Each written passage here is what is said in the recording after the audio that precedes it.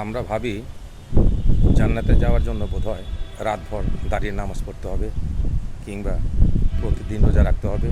কিন্তু এমন একজন মানুষের কথা কি জানেন, যাকে স্বয়ং নবী সাল্লাল্লাহু আলাইহি সাল্লাম জীবদ্দশায় 3বার জান্নাতি হওয়ার সুসংবাদ দিয়েছিলেন, অথচ তার আমলনামায় কোনো অতিরিক্ত নফল ইবাদত ছিল না।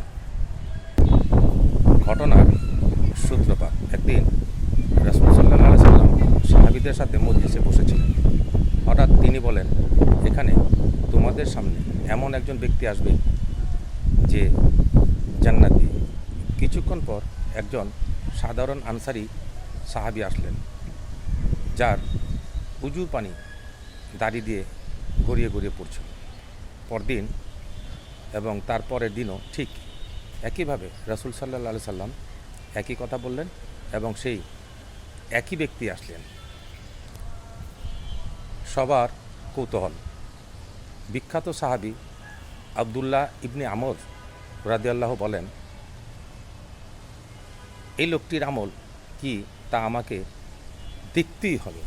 তিনি বাহানা করে সেই ব্যক্তির বাড়িতে 3 দিন মেহমান হয়ে থাকলেন, কিন্তু তিনি অবাক হয়ে দেখলেন ওই ব্যক্তি রাতে তাহাজ্জুদের জন্য দীর্ঘ সময় জাগেন না, সারাদিন নফল রোজাও রাখেন না, খুব সাধারণ ইবাদত করেন।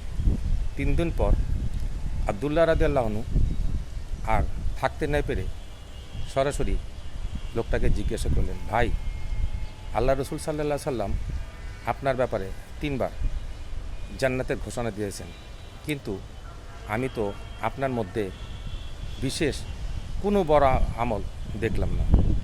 আপনার রহস্যটাকে একটু বলবেন? লোকটার শকিং উত্তর।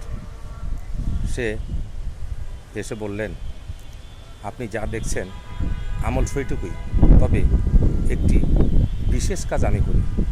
কাজটি হলো, আমি প্রতিদিন রাতে ঘুমানোর আগে আমি আমার অন্তরকে পরিষ্কার করি।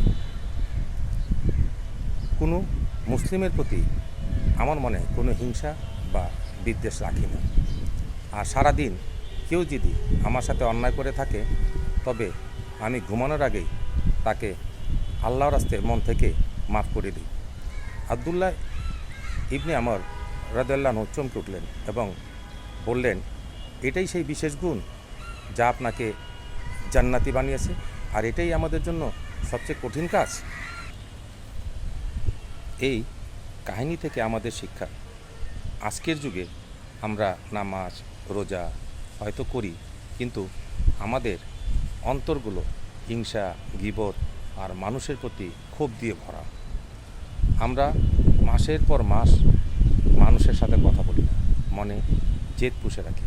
কিন্তু একটু ভেবে দেখুন তো, এক মুহূর্তের ক্ষমা আর পরিষ্কার একটা হৃদয় আপনার জন্য জান্নাতের দরজা খুলে দিতে পারে।